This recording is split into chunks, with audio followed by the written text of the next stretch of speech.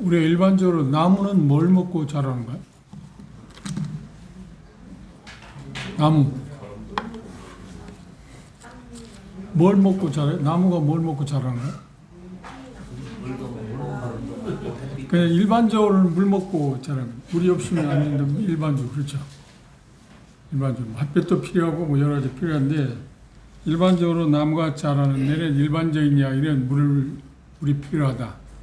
그러니까 사람이 자라는 일에 있어서 뭐가 필요한가요? 사람은 뭘 먹고 자라는가요? 밥 먹고 자란다고? 일반적인 쪽에서 여러 가지 이야기할 수 있는데 사람은 경력, 그 전에 이제 그런 책 있잖아요. 칭찬은 무엇도 춤추게 한다고요? 고래도 춤추게 한다. 사람들이 인간관계에서 참 필요한 게 뭐냐면 격려라고 하는 거예요. 근데 우리 문화는, 우리 한국의 문화는 격려하는 게 대단히 인색합니다. 그 상대방의 어떤 것들에 좋은 격려받고 좋은 것들에 대해 자꾸 잡아당기는 그런 문화이다 보니까 더 좋은 쪽으로 나가지 못하는 그런 기회가 박탈당하지 않겠어요? 자연스럽게. 우리의 관계는, 그리스도인의 관계는 어떤 면에서 보면, 그래서 성경에 자주 표현하는 건 서로 그 덕을 세운다, 격려한다, 세워준다 라고 하는 표현입니다. 우리 사람은 어떤 면에서 보면 칭찬을 먹고 삽니다. 그래서 일반적으로 그렇게 얘기하잖아요. 다른 사람들의 잘못을 교정하기 위해서 필요한 방법이 뭐냐면 처음에 당신 이게 문제야 하고 그걸 말하기보다는 그 사람의 잘하는 점들을 이야기하고 그런데 당신에게 이런 점이 부족하지 않냐. 그렇게 해서 사람을 교정하는 게 그게 가장 좋은 교육 방법이다. 그런데 최고의 교육자로 알려지고 있는 예수님은 바로 우리에게 그런 본을 보이셨습니다. 우리가 제자들이 어떤 잘못을 할 때 즉각적으로 책망한 일이 있습니다. 마태복음 16장 보면 예수님께서 곧 십자가에 못 박혀 돌아가실 것이라고 말씀할 때 베드로 뭐라 했는데 그렇게 해서는 안 된다 할 때 예수님께 단호하게 사단아 내 뒤로 물러가라고 그런 때가 있긴 했지만 대다수는 어떠냐면 항상 그들의 잘못을 관용하고 참아 기다리고 격려함으로 말미암아서 그들의 잘못을 규정하는 그런 삶을 우리에게 보여주셨습니다. 어떤 면에서 제가 이렇게 메시지를 전할 수 있는 게 하나님의 특별한 은혜이기도 하고 또 하나는 형제자매들의 기도의 결과라고 그렇게 생각합니다. 서로를 위해서 기도하는 건 참 필요한 겁니다. 그래서 시간이 가면 갈수록 형제자매들의 기도가 정말 필요한 게 저다. 다른 누구보다도 형제자매들의 기도가 정말 필요하다고 하는 생각을 합니다. 그리고 어떤 새로운 주제가 제게 주어지면 저는 그걸 뭐라고 하냐면 숙제라고 하거든요. 그래서 가능하면 그 숙제를 안 받으려고 애를 써요. 나에게 그런 숙제를 주지 말라고. 근데 하나님의 말씀, 그러니까 어떤 부분에서, 성경의 어떤 부분에 대해서 이야기한다, 그 메시지를 전하는 것에 대해서 그렇게 큰 숙제로 느껴지지는 않지만, 무슨 어떤 행사, 그런 때 어떤 메시지를 전하라고 하면 참 제게 그런 것은 참 어려운 숙제입니다. 대단히 골몰해. 많은 생각을. 그래서 가능하면 그 숙제를 안 하려고 애를 써. 이렇게 핑계대고 저렇게 핑계대고 왔는데, 그저께인가요? 시타이 입학식 하는데 격려사를 해달라고 하고 계속 제가 핑계를 냈어요. 그동안 뭐 졸업식 때도 그런 기회가 주어졌는데 계속 핑계대고 안 했는데 이번에는 원장인 김홍영 인재가 올해 원장 마지막 기회거든요. 이제 10년 차인데 그래서 자기 원장의 마지막이니까 격려사를 좀 해달라고. 그래서 그래도 나 그거 상관없이 안 된다고. 그리고 한 일주일 전까지도 계속 보류했는데 일주일 전에 전화 왔는데 이번에는 꼭 해야 한다고. 참 어렵게 그 숙제를 하긴 했는데 숙제하고 나면 항상 그래. 여러분들이 학교 다닐 때 시험 보고 나면 내가 좀 이런 부분에 대해서 좀 생각했으면 답을 쓸 수 있었을 텐데 하는 그런 아쉬움들 있잖아요. 근데 제가 메시지를 전하면서 종종 그걸 느낍니다. 종종이라는 말보다는 자주 내가 다시 전한다고 하면 만약에 격려사를 한다든지 하면 좀 더 이렇게 표현할 수 있었을 텐데 하는 그런 아쉬움이 있는데, 그런 것들이 마음가운데 생각되고, 여전히 제가 말씀드린 참 기도가 필요하다 하는 것이 필요합니다. 오늘 다시 라우디아 교회의 마지막 부분을 우리가 생각해 보도록 하겠습니다. 요한계시록 3장 14절에서 15절, 이 본문에도 예수님께서는 라우디아 교회 성도들이 대단히 미진한 상태, 토하여 내치고자 하는 그런 상태라고 말하고 있지만, 그럼에도 불구하고 그들을 격려하고 있는 모습도 나와 있습니다. 내가 사랑하는 자들을 책망한다, 내가 사랑한다 하는 표현을 하고 있는 거 보면 참 그분은 정말 우리의 주님이시다, 구주다 라고 고백할 수밖에 없습니다. 14절부터 끝절에 있는 말씀을 하나씩 교독하겠습니다. 저희가 먼저 요한계시록 3장 14절께 라우디아 교회의 사자에게 편지하기를, 아멘이시오, 충성되고 참된 증인이시오, 하나님의 창조의 근본이시간 가라사대, 내가 내 일을 아니 내가 창조하냐고 뜨겁지도 아니하도다. 내가 차든지 뜨겁든지 하기를 원하노라. 내가 네가 이같이 미지근하여 뜨겁지도 아니하고 차지도 아니하니 내 입에서 너를 토하여 내치리라. 내가 말하기를 나는 부자라 부여하여 부족한 것이 없다 하나 내 공부한 것과 가련한 것과 가난한 것과 눈먼 것과 벌거벗은 것을 알지 못하노라. 내가 너를 권하노니 내게서 불로 연단한 금을 사서 부여하게 하고, 흰옷을 사서 입어 벌거벗은 수치를 보이지 않게 하고, 안약을 사서 눈에 발라 보게 하라. 물은 내가 사랑하는 자를 책망하여 지지하노니 그러므로 내가 열심을 내라 내게 하라. 볼지어다 내가 문 밖에 서서 두드리노니 누구든지 내 음성을 듣고 문을 열면 내가 그에게로 들어가 그로 더불어 먹고 그는 나로 더불어 먹으리라. 이기는 그에게는 내가 내 보좌에 함께하게 하여 주기를 내가 이기고 아버지 보좌에 함께 앉은 것과 같이 하리라. 함께 22절, 귀 있는 자는 성령이 교회들에게 하시는 말씀을 들으라. 라우디아 교회에 대해서 예수님께서 스스로를 계시할 때 뭐라고 했나요? 세 가지 이야기했어요. 첫째, 아멘이시다. 두 번째, 신실함이시며 참된 증인이시다. 세 번째, 창조의 시작이시다 라고 하는 표현을 했습니다. 라우디아 교회의 특징이 우리가 본 것처럼 지역의 어떤 모습에서 우리가 발견할 수 있습니다. 그 라우디아 교회의 세 가지 가장 두드러진, 그러니까 부유하다, 넉넉하다고 하는 게 있었는데, 그 라우디아 지역이 금융 중심지였다, 부유한 도시였다고 하는 이야기입니다. 그리고 또 하나는 그곳에 검은 양털, 우리 생산지가 유명했다고 이야기해서 생산 중심지였다고 이야기합니다. 그리고 그것은 의료 중심지, 특히 안약이 너무나도 좋은 안약을 발명해서 노말 속주, 수많은 속주가 있었는데 그곳에 계속 수출해서 그 커다란 그 수입을 갖고 있었다고 이야기했습니다. 그런데 라우디아 교회의 어떤 책망 모습에 대해서 이야기했는데, 그 중에서 아키포라는 사람, 우리가 골로새서를 참조해 봤습니다.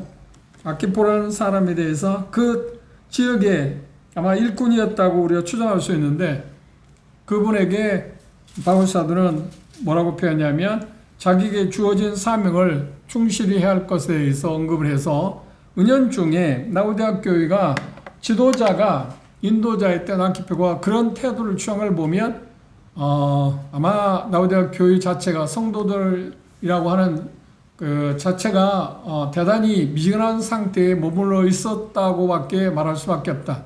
왜냐하면 인도자 이상으로 성도들이 넘어설 수 없기 때문이라고 하는 이야기를 제가 살펴봤습니다. 그리고 라우디아 교회 그 지역이 히에라폴리스라고 하는 데서 온춘수가 흘러서 어디까지 오느냐 하면 골로새까지 가는데 중간에 라우디아 교회가 있습니다. 라우디아 지역이 있습니다. 이 라우디아 교회는 그 약 히에스볼리라고 하는 데서 10km 떨어진 지역이라고 합니다. 10km 동안 온천수가 흘러오는 동안에, 수로를 타고 흘러오는 동안에 미지근해진다고 합니다. 식어질 수밖에 없잖아요.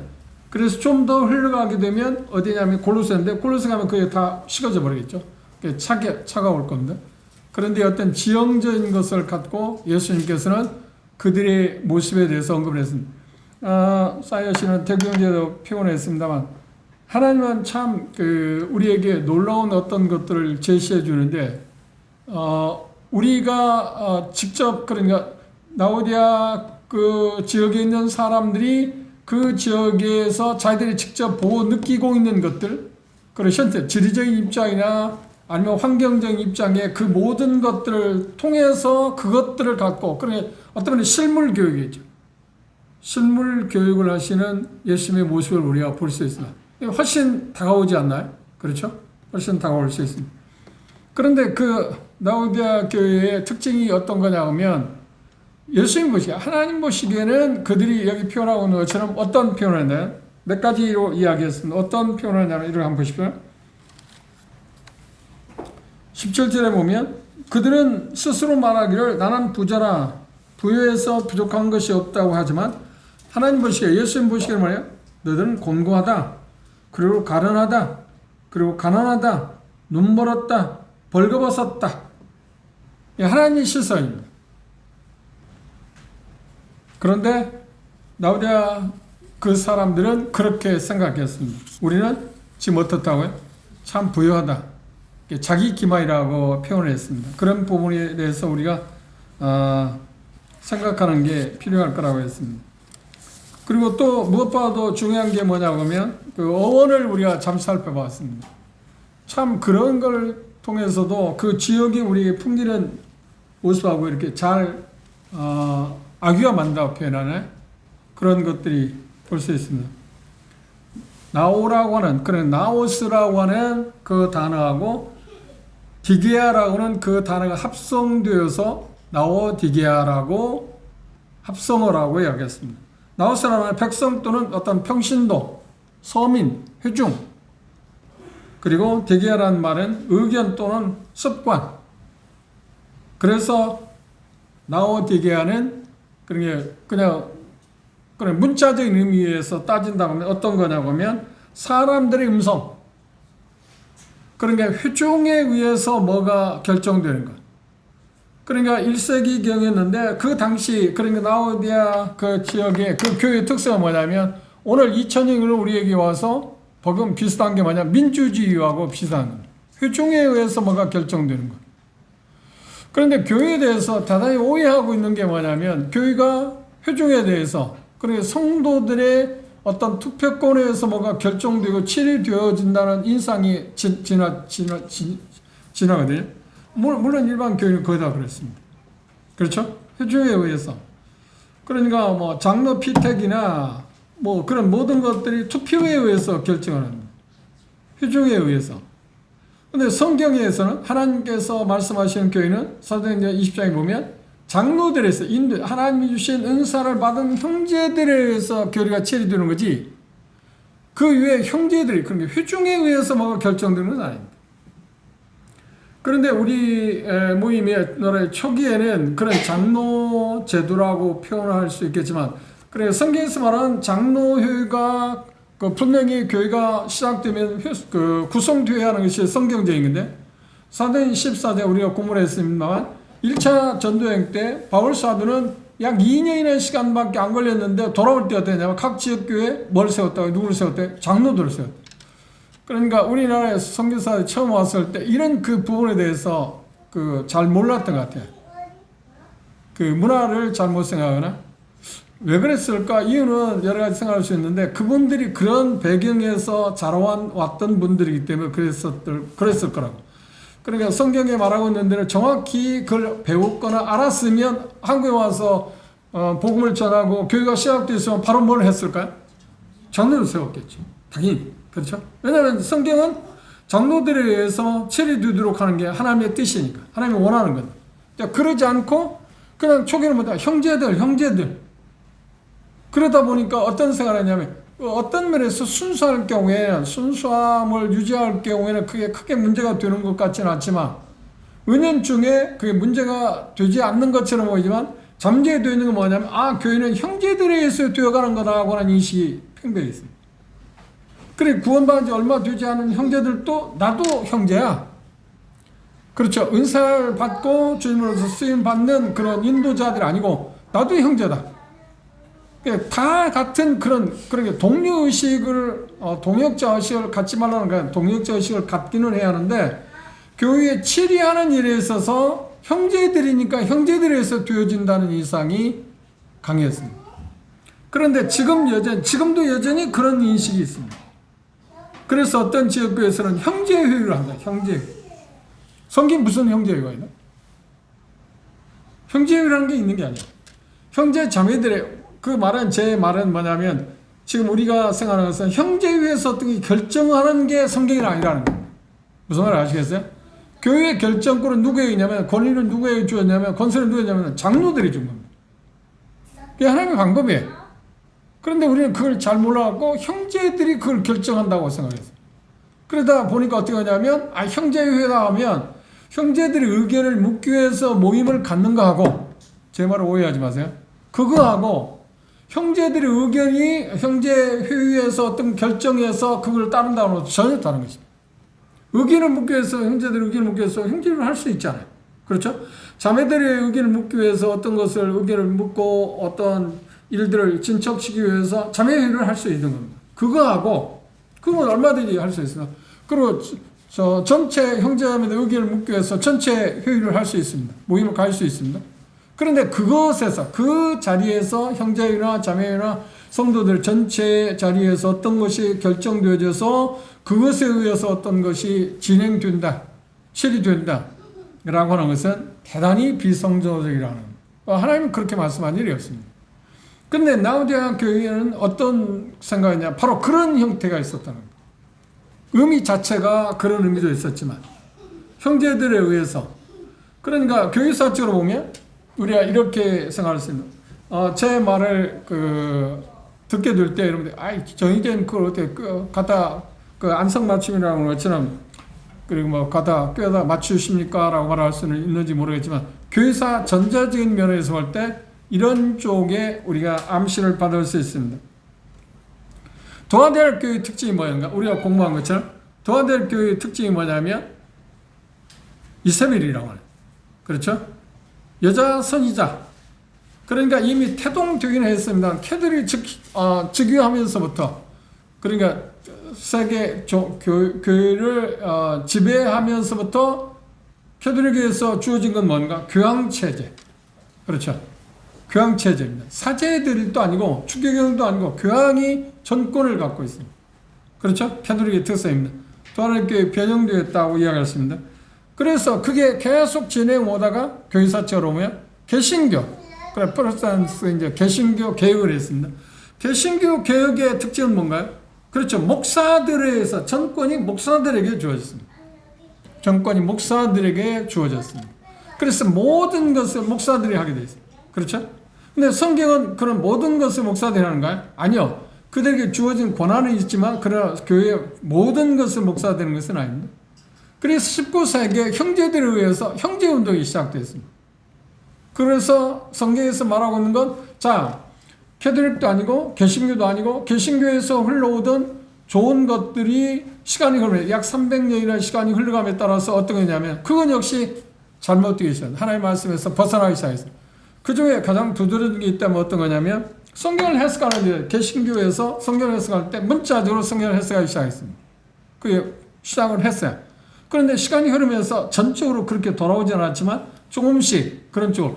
그러니까 쉽게 말하면 캐톨릭에서 성경 중심이 아니었다가 개신교에서 종교개혁을 1517년 루터가 종교를 하고 달빈도 종교개혁을 하면서 개혁을 하면서 그 당시 어떤 거냐면 이제 성경으로 돌아가자. 성경으로 돌아가자. 그 운동이 시작된 겁니다. 개신교의 특징이 성경으로 돌아가자는 겁니다. 성경으로 돌아가자고 했지만 세부적으로 들어가면 많은 부분에서 성경으로 돌아오지 않은 것들이 많았어요. 그리고 시간이 흐르면 약 300년 시간이 흘렀을 때 그곳에서 많이 탈선하기 시작했어요. 그러니까 다시 개혁이 필요했습니다. 그런데 하나님께서 성령을 통해서 영국에 우리 19세기 형제들은 그 당시 대단히 엘리트 상류층에 있는 분들이었어요. 거의 다 시작한 분들이, 그렇죠? 거의 다 상류층입니다. 대단히 상류층의 분들이었는데 그분들에 의해서 하나님께서 그분들에게 성령님께서 하나님의 말씀의 계시를 나타내 보여주셨는데 정확히 말하면 조명했다고 말하죠. 그래서 그분들이 발견한 게 뭐냐면 성경을 해석하는 것을 찾기 시작했어요. 그래서 어떻게?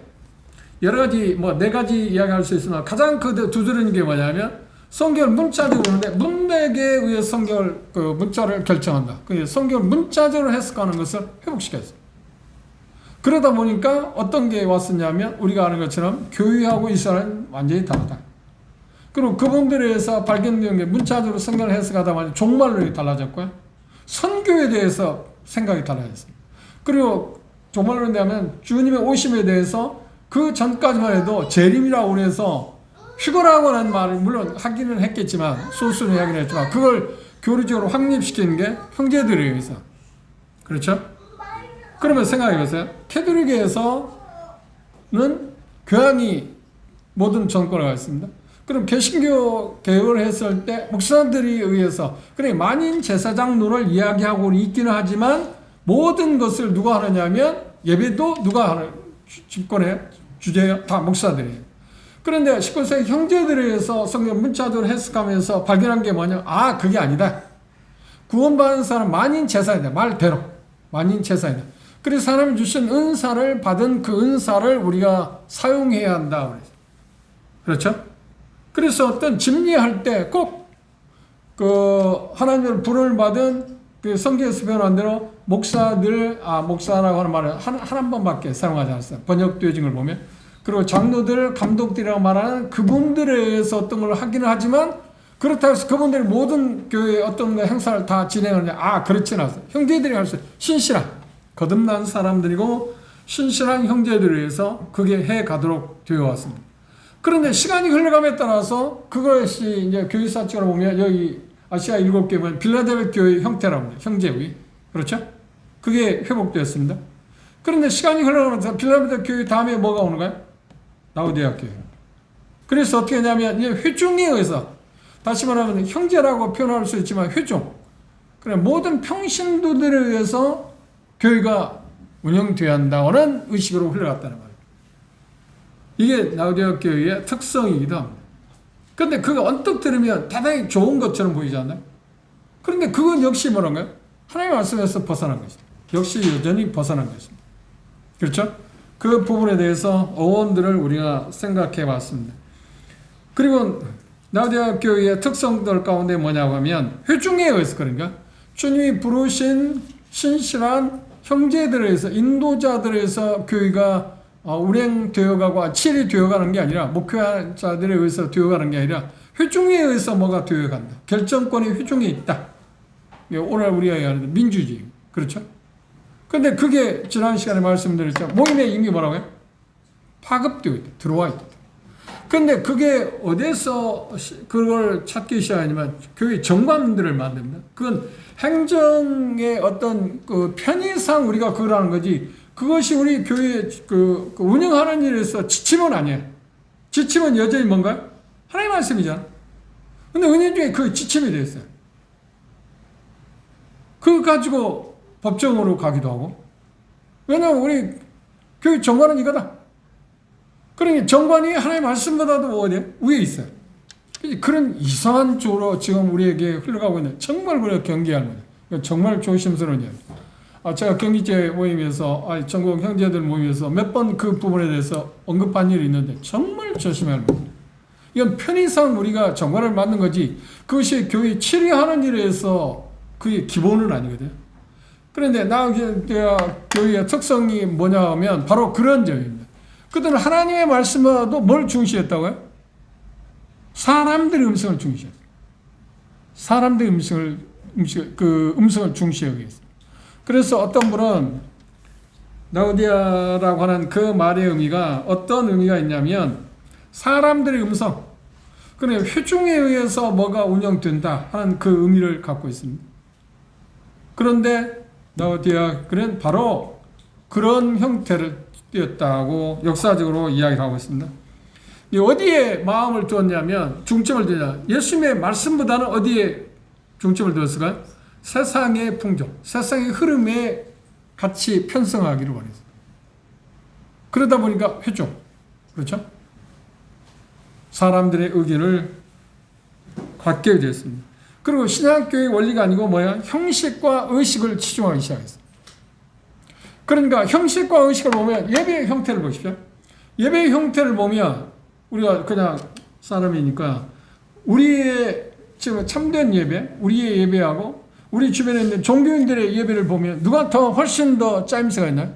그리고 정말 뭐라고 표현한가요? 사람의 시각에서 보면 어떤 것이 훨씬 더 견고해 보고 더 아름다워 보이는가요? 하나님의 것처럼 보이는가요? 우리는 짜임새 없잖아. 세상은 뭐예요? 짜임새를 요구해요. 세상은 뭐예요? 자꾸 자격을 요구해요. 근데 우리는 그게 있나요, 없나요? 우리는 없어요. 참된 예배는 성령님에 의해서 우리가 다음 두 번째 시간 예배에 대해서 신령과 진정이라고 말할 때 그게 신령이 성령님이냐 아니면 우리의 영이냐 하는 것에 약간의 어떤 문제를 가져오긴 합니다. 그런데 그건 제가 분별할 때 두 가지 다 병행되어야 한다고 생각해요. 근데 어떤 분을 이야기할 때 그 성령님이 아니라 그 사람의 영이다.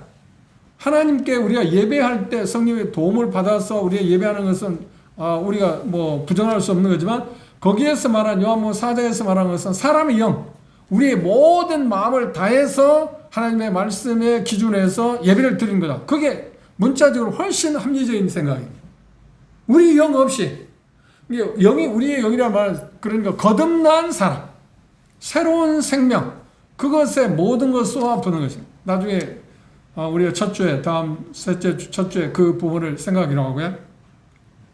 그런데 라우디아는 어떤 문제를 생각했냐면 그런 것을 치중하지 않습니다. 형식에 치중했다는 겁니다. 형식적인. 왜 그러냐면 그럴싸하잖아요. 형식이 있어요. 그럼 반듯하잖아요. 누가 봐도 세련되어 있지 않아요? 그렇죠? 거듭나고 난 다음에 대다수가 공통점이 뭐냐면 거듭난 사람들은 우리 형제 자매들이 우리가 드리는 참된 예배에 참석하면 어떤 생각을 하냐면 참 신선하다. 정말 이게 예배다운 예배라고 말해요. 일반적으로 그렇게. 그러니까 그 종교생활을 하다가 구원받고 종교생활하고 어떤 우리 말한 대로 확실히 목사는 그렇게 하다가 모임에 들어와서 예배 드리는 모습을 볼 때 정말 이게 참다운 예배라고 나는 생각합니다. 그 공감해. 전부 다 공통점이 그런 것이다. 그러나 그런 영적인 그런 생명이 없는 사람을 볼 때는 우리의 예배하고 세상 종교인들이 드리는 예배 보면 그쪽이 훨씬 더 어떻게 더 아름다워요. 가치 있어 보여요. 우리는 뭐 어떤 오합치 지르냐? 어떤 데 텀도 길죠? 그럼 그렇잖아요. 우리가 이제 그런 쪽의 것들을 지향해 가는 것은 사실이지만 그런 모습을 보면 뭔가 짜임새가 없어 보여요. 그렇죠? 사람의 시각에서 그렇다는 거예요. 인간의 시각에서 볼 때. 그런데 사람의 시각에서 볼 때 일반 종교들의 모습을 보면 정확히 시간도 맞아요. 그렇죠? 딱 프로그램 모아서 하는 겁니다. 짜임새 있게. 그리고 보는 게 어떤 격식도 있냐? 격조 있지 않나요? 그렇죠? 그런 형태로 흘러가기 시작했다는 거예요. 그래서 라우디아는 어떤 면에서 보면 그 마지막 때 예수님 오시기 마지막 때 현상이라고 말하는 일에 있어서 주저할 필요는 없다고 그렇게 생각합니다. 그런 부분들을 우리가 생각해요. 하나님의 말씀이 최우선이 아니고 성경이 무엇이냐, 뭘 말하고 있느냐에 관심 있는 게 아니라 뭐래? 사람이 말한 것. 많은 사람이 말하면 그게 하나님의 말씀보다 더 중요한 거예요. 그렇죠? 이게 라우디가의 특성 가운데 빼놓을 수 없는 특성입니다. 그런 부분들을 우리 마음 가운데 생각해 두면 좋을 거라고 그렇게 생각합니다. 자, 그러면 이제 진행해 볼까요? 예수님께서 그들에 대해서 권면을 하셨습니다. 18절, 20절을 보면 권면을 했는데 그 말씀 가운데 여러분들이 눈에 띄는 말씀이 있는지 모르겠지만 제가 항상 문자 중요시한다고 했잖아요. 여기 뭐 18절, 그렇죠. 19절인가요? 19절 보십시오. 무릇 내가 사랑하는 자들을 책망하여 징계하노니 그러므로 네가 열심을 내라 그랬습니다. 그런데 앞에 18절을 보시면 그랬습니다. 그들의 모습이 뭐라고 그랬네? 그들은 부자나 부유하여 부족한 것이 없다고 하지만 내 곤고한 것, 가련한 것, 가난한 것, 눈먼 것, 벌거벗은 것을 알지 못하는도다. 18절 내가 너를 권면하는 내가는 누군가요? 예수님께서 너를 누군가요? 그래 라우디아 교회 사자들입니다. 너를 권면하는데 뭐라고 하는가요? 내게서 불러라. 내게서. 내게는 누군가요? 여기? 이 말을 놓치면 안 돼요. 우리 쉽게 지나갈 수 있는 이 단어 참 중요한 단어입니다. 내게서라고 하는 거. 그러니까 여기 말씀하는데 금을 연단한 금. 연단한 금 누구의 거라고요? 누구 거라고요? 주님이 주시는 거. 흰옷 누구 거라고요? 주님이 주시는 거. 안약은 누가 주시는 거라고요? 주님이 주시는 거라니까. 이게 대단히 중요한 단어예요. 내게서 이것들을 사라. 그러니까 내가 그걸 주겠다. 그러니까 이 말을 바꿔 말하면 뭐라 하냐면 주님에게서 오지 아니한 것들이 금일 수도 있다. 금. 그렇죠? 금은 금인데 주님에게서 오지 않은 금도 있고 흰옷은 흰옷인데 주님에게서 오지 않은 흰옷도 있고 주님에게서 안약은 안약인데 주님에게서 오지 않은 안약이 있을 수 있다는 겁니다. 그런데 주님이 말씀하기를 내가 주는 것, 내가 주는 금, 내가 주는 흰옷, 내가 주는 안약.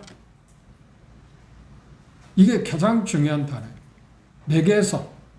왜 그것들을 누가 갖고 있다고요? 주님이 갖고 있다. 세 가지를 이야기했습니다.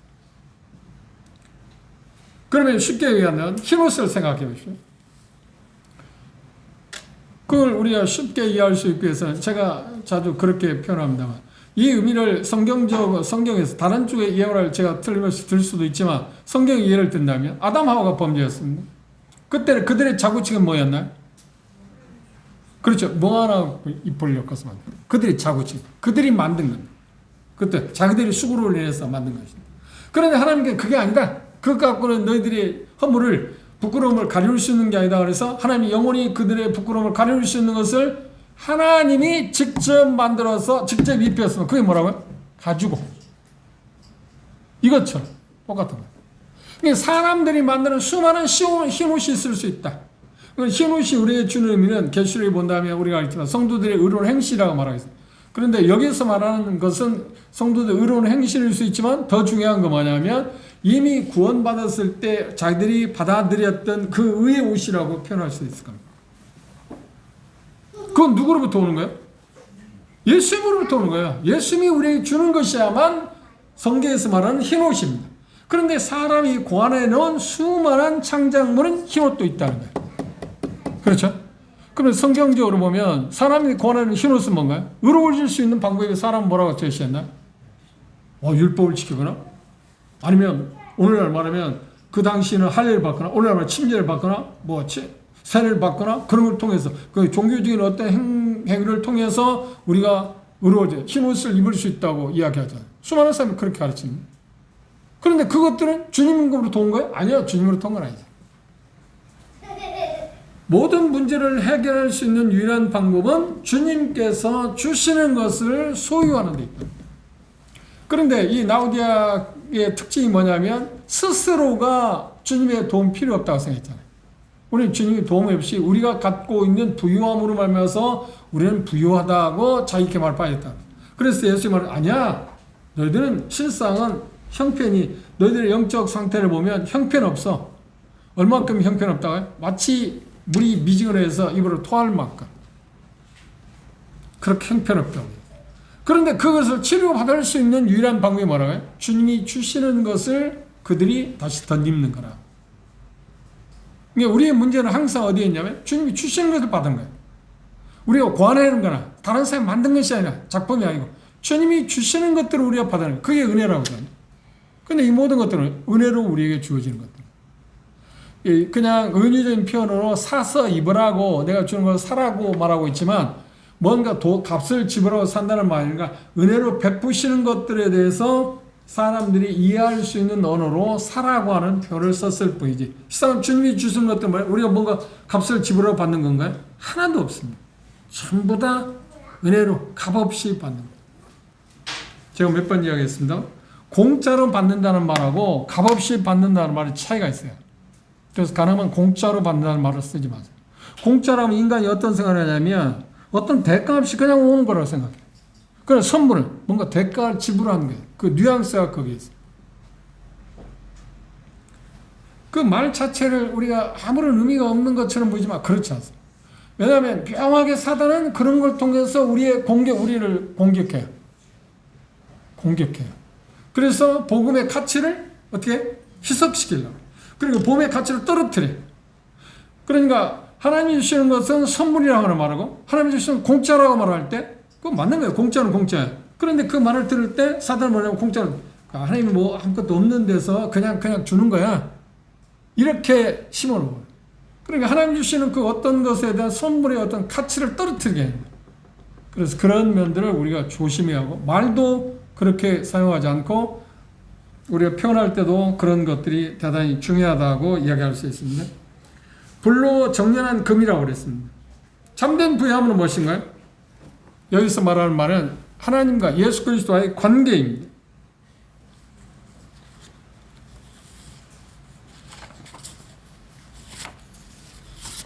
그 다음 두 번째 말하는 흰옷을 사와라 이 말. 흰옷을 사와라. 그런 흰옷을 입는 이유는 그들의 벌거벗은 것을 수치를 덮기 위해서라. 그들이 벌거벗은 수치라고 했잖아요.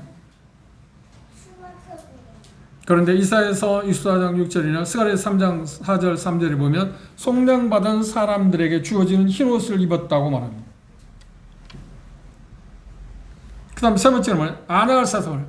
왜냐면 안약이 뭐 때문에요? 그들은 보지 못하고 있는데 자기들은 뭐라고 해요? 잘 보고 있다.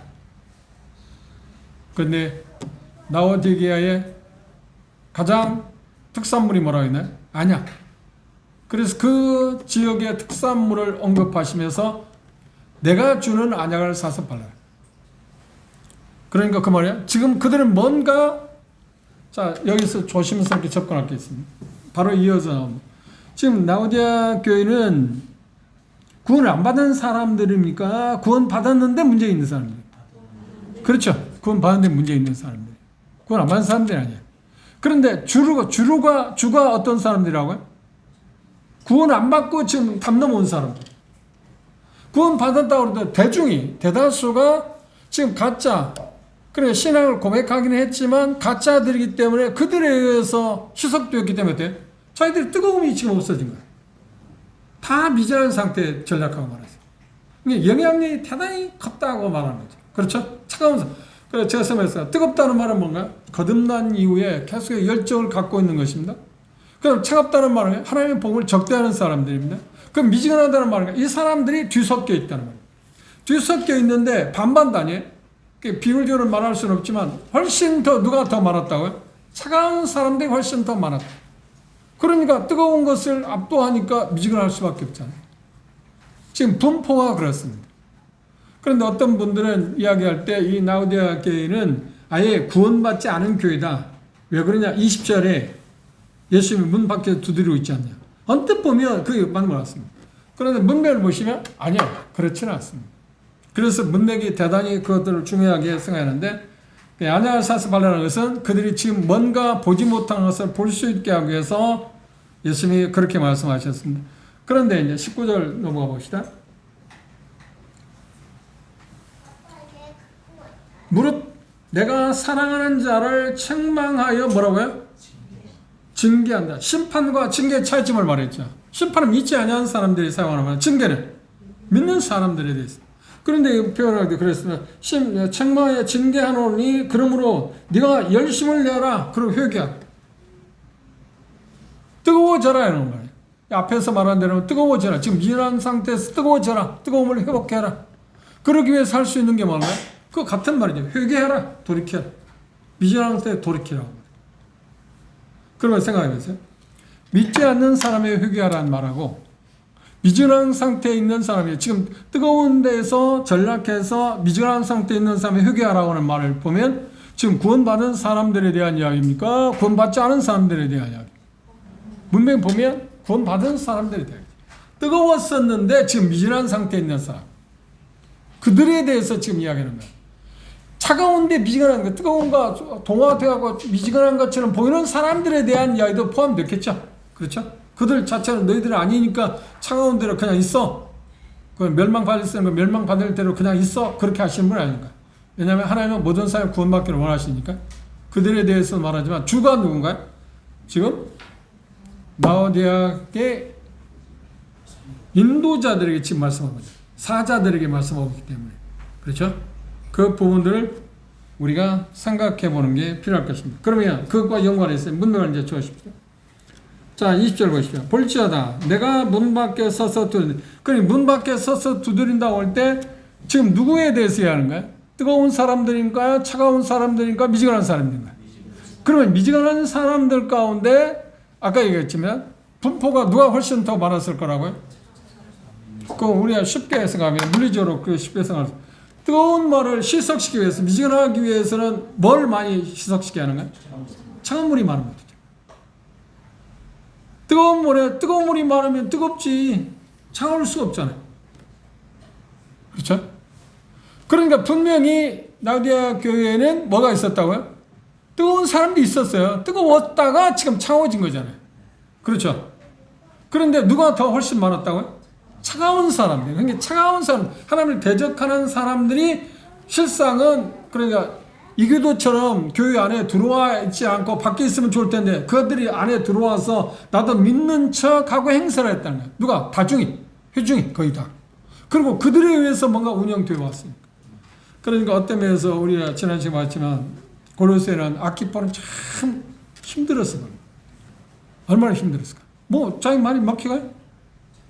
대세 회중이 전부 대다수가 그런데 깨어있는 사람이 없으니까 다시 말해 뜨거운 사람이 다 식어진 상태에 있기 때문에 얼마나 어렵겠습니까? 그러다 보니까 어떤 면에서 지금 아키포 자신도 그렇게 전락했다. 어느 상태로 미지근한 사람. 그래서 바울사는 강력하게 말하죠. 네가 너에게 주어진 직분을 다하라. 충성하라. 그 말을 바꿔 말하면 미지근한 상태에서 어떻게 돌아오는 거야? 네가 처음 가졌던 열심을 회복하라고 하는 이야기죠. 그걸 회개하라는 말이겠죠. 그래서 여기 표현하고 있는 것처럼 그렇게 말했어요. 문을 두드린다는 어떤 경우에 우리는 대다수 이제 복음을 전할 때 구두자들의 이 표현을 해요. 그런데 문맥을 보시면 이 말씀은 구두자들이 지금 말씀하는 게 아닙니다. 누구에게 말하고 있나요? 그렇죠. 교회. 그리고 인도자들에 대해. 그리고 여기에서 표현하는 것을 보면 이 다중에 대해서 라오디게아에 있는 다중을 향해서 지금 예수님이 말씀하십니다. 문 밖에 서서 두드리노니 문을 열면 내가 들어가서 어떻게 하겠다고요? 함께 먹고 마시겠다고 하는 표현을 했습니다.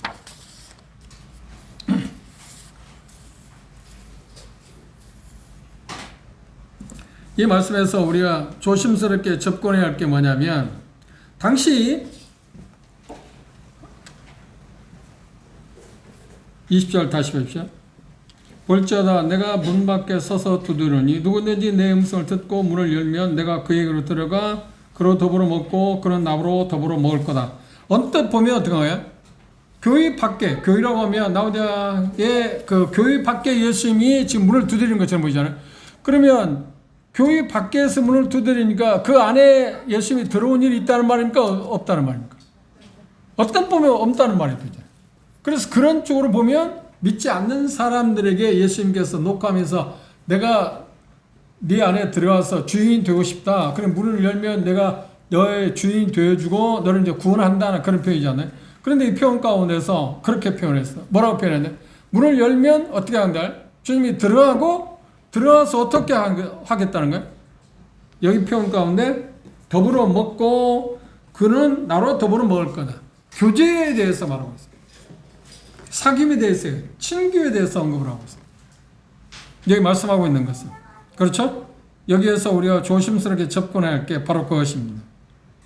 구원에 대해서 말하고 있는가? 아니면, 그러니까 관계에 대해서 말하고 있는가? 친교에 대해서 말하고 있는가?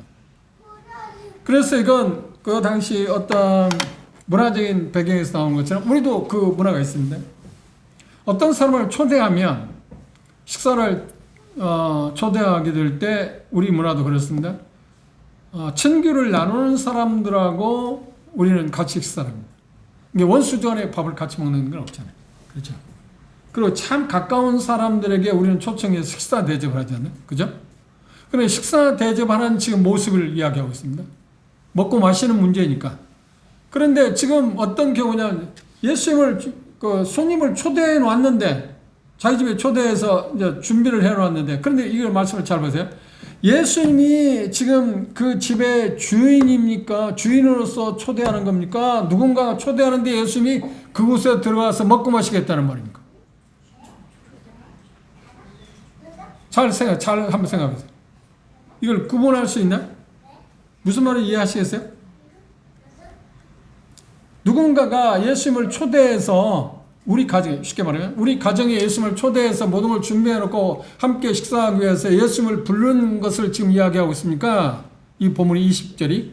아니면 예수님께서 모든 걸 준비해놓고 우리에게, 나에게 와서 야, 너 우리 집에 와서 같이 밥 먹자 하는 쪽 표현인가? 어느 쪽이 같습니까? 후자 같습니까? 전자 같습니까? 후자 같기도 하고 전자 같기도 합니까?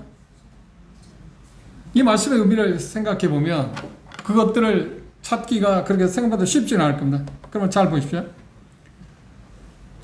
예수님이 지금 어떤 사람의 문을 두드립니다. 두드리는 이유는 뭔가요?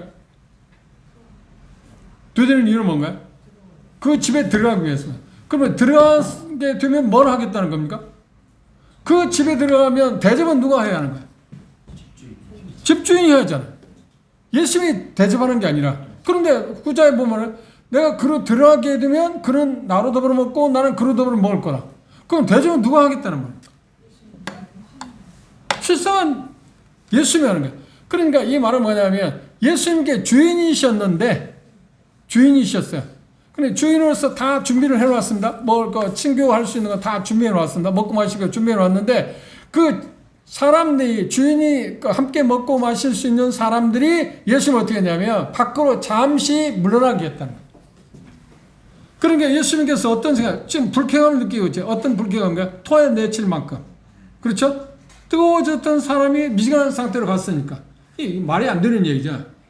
그런 상태였기 때문에 예수님께 아니야, 그 집은 내가 주인이야. 그러니까 내가 들어야잖아. 당연히. 그러면 우리가 그걸 깨닫고, 그러니까 나그대학교 성도들 그걸 깨닫고, 그러네, 주인이었는데 그분이 잠시 우리가 밖에 내세웠네? 그러면서 어떻게 해요? 문을 열게 되면 원래 예수님이 준비한 것들을 함께 나누겠다. 무슨 말 이해하셨죠? 이제? 그 모습에서 여기에서 말하고 있는 것은 그래서 구원받지 않은 사람들이 아니라 구원받았는데 뜨거운 사람들이었는데 잠시 예수님을 박대하는 쪽에 밖에 내세우는 형태를 취했기 때문에 예수님은 불쾌한 마음으로 지금 다시 그래 나 상관없다 그냥 가버리는 게 아니고 그래도 여전히 내 집에 들어가고 싶다. 내 집에 들어가야 한다. 내가 주인이니까 주인 행세를 할 수밖에 없다고 지금 요구하는 쪽에서 말하냐면 노크를 하고 있다는 거예요. 이게 전혀 다른 의미입니다. 그렇죠? 그 표현을 에베소에서는 이렇게 표현합니다. 에베소서를 보실까요?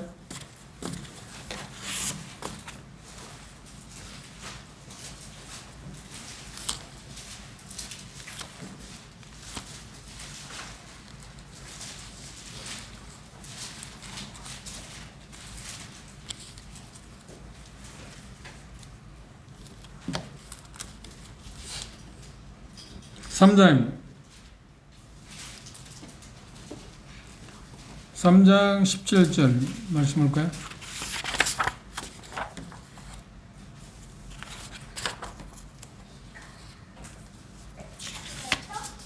읽어봅시다. 시작.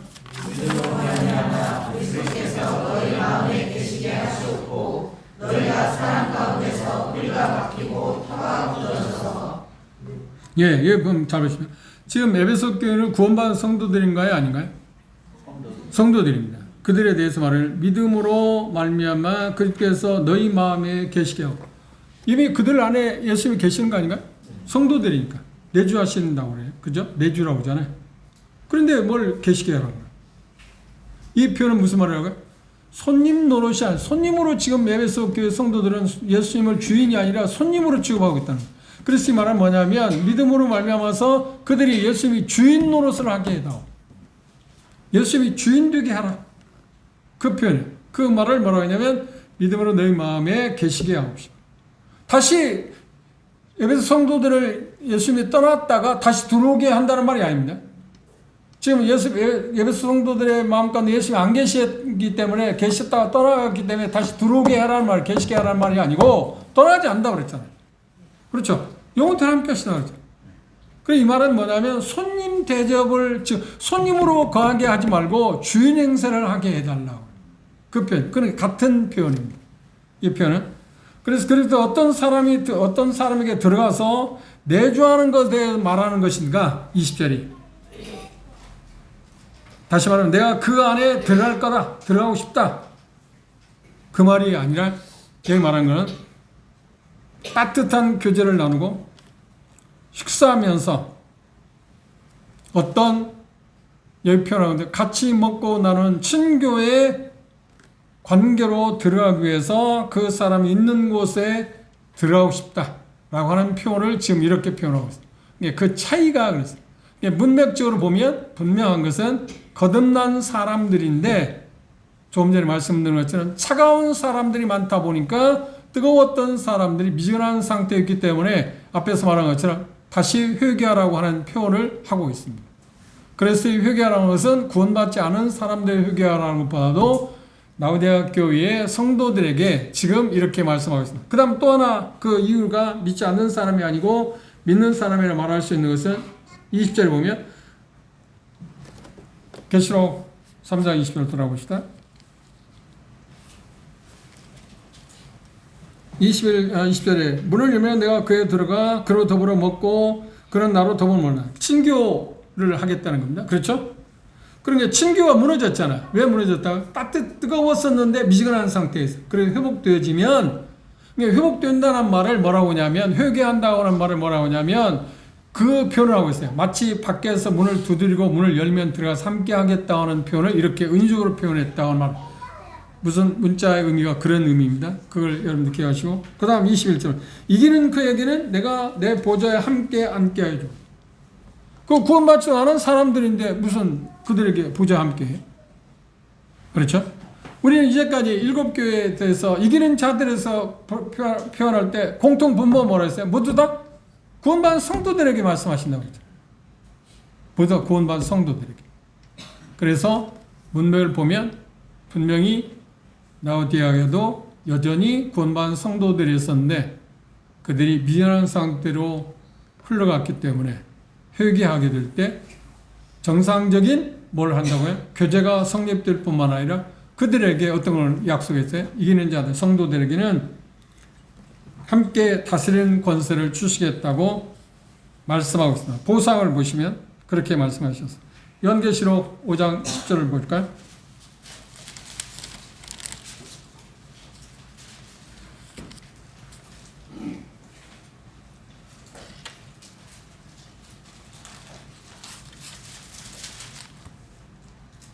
(5장 10절) 함께 읽어봅시다. 시작. 그들로 우리 하나님 앞에서 나라와 세상 자들을 창조하셨으니 그들이 땅에서 왕 노릇하리로다. 네, 땅에서 왕 노릇한다. 보좌에 함께 앉는다는 것은 그런 의미입니다. 그런데 표현 가운데 그렇게 말씀하고 계시잖아요. 본문에 보면 이렇게 표현했습니다. 보좌에 함께 앉게 해준다는 것을 뭐라고 하냐? 21절은 이기는 그에게 내가 내 보좌에 함께 앉게 하여 주시기를 내가 이기고 아버지 보좌에 함께 앉은 것 같이 할 거다. 그러니까 같이 통치하게. 또 하나 찾아볼까요? 보상에 대해서. 요한계시록 20장 6절 보십시오. 이제 그것은 현실적으로 다가오는 문습입니다. 20장 6절입니다.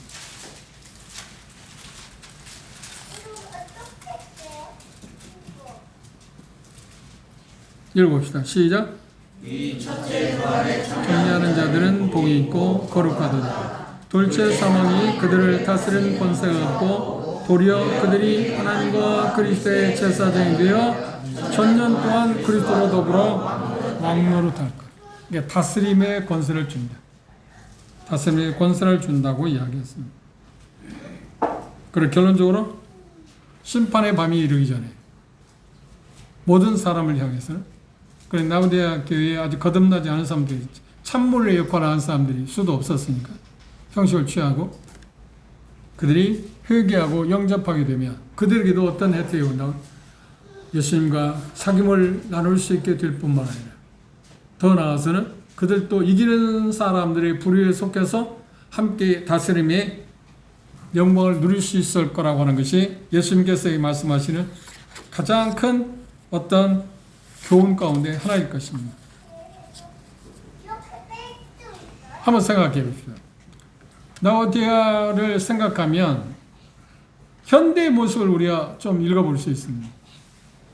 현재 이기도의 삶은, 그러니까 이기도의 삶이라고 표현하고 세상에 믿지 않는 사람들의 삶을 이렇게 우리가 자세히 살펴보면 그들에게 최고의 신이 하나 있습니다. 최고의 신이 뭘까요? 만몬신, 돈신이라고 합니다. 그런데 어떤 면에서 보면 뭐냐면 최고의 신은 지금은 그런 쪽에 이제 그냥 표현을 지금은 그렇게 해요. 내가 돈을 섬긴다고 말하고 이제 그건 잠겨져 있는 신이고 실상은 나타내는 신이 하나 또 있어요. 그건 누군가요? 어떤 신일까요? 나. 기준이다 이제. 그게 지금 우리의 지금 문화입니다. 나 자신이 대단히 존중받아야 한다. 그게 지금 일종의 자기 자신의 신격화시켰습니다. 꼭 자기 자신이 신입니다. 그래서 자기에 대해서 어떤 침해를 받고 싶지 않습니다. 그래서 예수님은 여기 말씀하기를 그렇게 말했습니다. 더 이상 너 자신을 의지하지 말고, 다윗의 교회는 그랬습니다. 자기 자신을 의지하랬죠. 그 의지할 수밖에 없었던 게 뭐라고요? 부요함이 있었습니다. 부요함. 그러니까 물론 절대적인 건 아닙니다. 상대적인 의미에서 보면 부유한 사람들이 가난한 사람들 있잖아요. 지금 우리가 사는 쪽으로. 그런데 전반적인 면에서 우리는 부유한가요? 지금 가난한가요? 우리는 부유합니다. 우리는 부유합니다. 우리나라 GDP가 아니 개인 1년에 그 GDP란 거야? 그 뭐라고 하는 거야? 36,000불인가 그렇게 이야기하더라고요. 근데 어떤 사람의 통계에 보면 어느 국가든 2만 불이 넘어서기 시작하면 하나님에 대해 관심이 없답니다. 왜냐하면 하나님 이외에도 장난감이 너무 많으니까. 그냥 살아갈 게 많으니까. 제 말을 오해하지 마세요. 그 독신으로 사는 분들이 요즘 그 많은 젊은이들이 독신에 살잖아요. 독신에 사는 분들이 뭐라고 하냐면 제가 만난 형제들, 자매들도 그런 이야기를 저한테 공공이 하나 들었어요. 왜 시집을 안 가고 장가를 안 갈까? 그럼 뭐라고 하냐면 지금 혼자 사는데 얼마나 편합니까? 모든 게 다 되어 있습니다. 그런데 뭐더러 그 구질구질한 게 그렇게 살려고 합니까? 나는 그렇게 살고 싶다. 그러니까 자기가 독신 사는 일에 대해서 어떤 장애도 느끼지 않을 만큼 편하게 모든 게 다 되어 있다. 다 되어 있지는 않겠죠. 근데 훨씬 더 살기 편하다.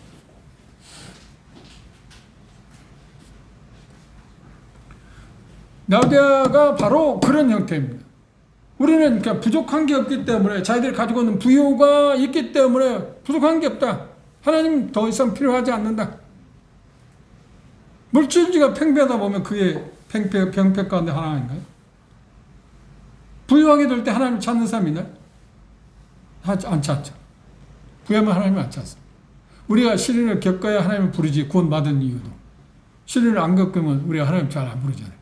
그런 경우. 그래서 여호디에 예수님은 그렇게 말씀하시고 너희 자신을 의지하지 말고 내게로 돌아오라고. 이 부분에서 우리가 조심스러워서 나는 정말 살아가면서 제가 메시지를 주면서 그런 생각을 했습니다. 저도 나는 정말 예수님을 필요하는가? 그러면 답은 정말 예수님을 하나님을 필요합니다. 그러면 네가 하나님을 필요한 사례가 뭐냐? 그건 좀 다르잖아요. 주관적으로 나는 하나님 필요합니다. 예수님이 도움 필요합니다 하는 그렇게 말은 하지만 그럼 네가 하나님 필요한 게 요즘 무엇을 통해서 하나님 필요하다고 하나님 없이는 안 된다고 말하는 게 뭐가 있어? 이 차이를 여러분 아시잖아요. 우리가 삶을 살아갈 때 안락하면 하나님 그냥 객관적으로 나 여전히 하나님 필요합니다 라고 말은 할지 모르지만 구체적으로 들어가면 나는 하나님 필요 없잖아요. 다른 게 다 있으니까. 이게 현 시대가 우리에게 주는 참 암울한 현상. 그래서 예수님은 지금 라우디아에게 그렇게 말합니다. 너 자신을 의지하지 말고 내게로 돌아와. 왜냐하면 궁극적인 부여는 누구에게 있다고요? 주님께 있다. 내가 주는 것으로 인해서 네가 궁극적으로 부여할 수 있지. 너는 지금 자기 자신을 기만하고 있어. 네가 보기에 너는 부유하다고? 아니야. 너는 가난하고 가련하고 벌먹고 수치스러운 사람이잖아. 그런데 그걸 볼 수 있는 시선이 있어야만 알죠. 그런데 라오디아 사람들 어때요? 그걸 보지 못했어요. 자기들이 시선을 보니까 자기는 부족한 게 없는 거예요. 그래 주님의 시선을 영적으로 보면 어떻게 해요? 그들은 정말 가리날 짝이 없다고 그러죠. 너 자신을 의지하지 말고 그래서 내게로 돌아오고 말합니다. 우리는 이 라오디아 교회를 통해서 배워야 할 거예요. 나는 정말 예수님을 필요하는 거예요. 정말 예수님을 필요하는 거예요. 두 번째, 여전히 그럼에도 불구하고 그들에 대해서 예수님의 사랑을 재확인해 주었습니다. 그래서 확인을 해 줬는데 사랑의 확인을 뭐라고 표현했나? 징계라는 단어를 썼어요. 그래서 징계는 하나님의 징계는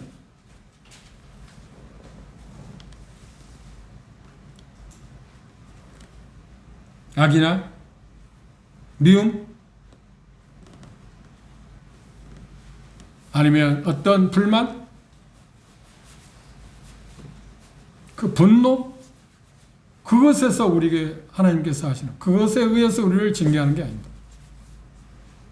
여기 평가가 그랬죠. 내가 사랑한 너희들을 징계할 수밖에 없다고 얘기하죠.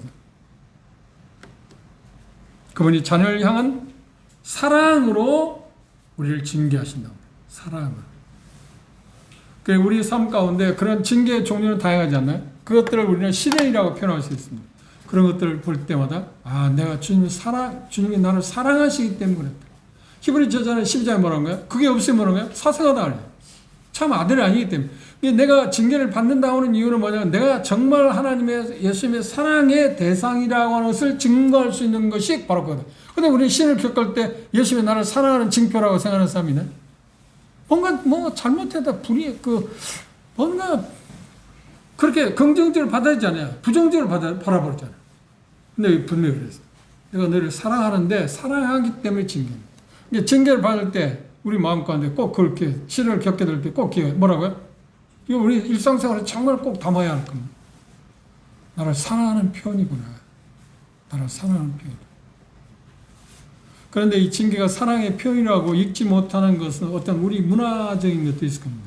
그게 뭐냐면 여러분들이 이제까지 자라면서 부모들로부터 징계를 받을 때 초단을 받게 될 때 우리 아버지가 우리 어머니를 나를 초단할 때 나를 사랑하는 표야 라고 하는 그 교육을 우리가 그런 훈련을 받은 일이 별로 없을 겁니다.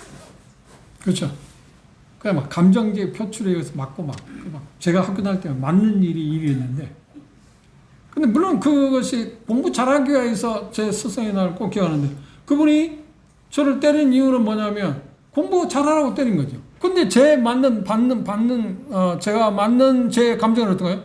선생님 왜 나를 더럽게 싫어하지? 그냥 적당히 놔두면 될 텐데. 근데 그런 문화에서 자라다 보니까 하나님의 징계에 대해서 그 부정적인 생각이 더 많다.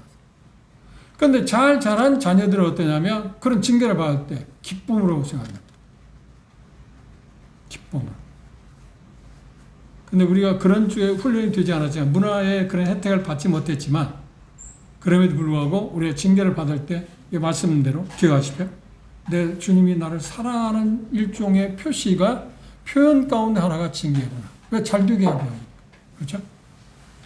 그걸 꼭 기억합시다. 그리고 라오디아 교회의 그 특성 가운데 빼놓을 수 없는 것이 회중에 의해서 교회가 치게 되는 거 아니다. 이건 성서지 않다.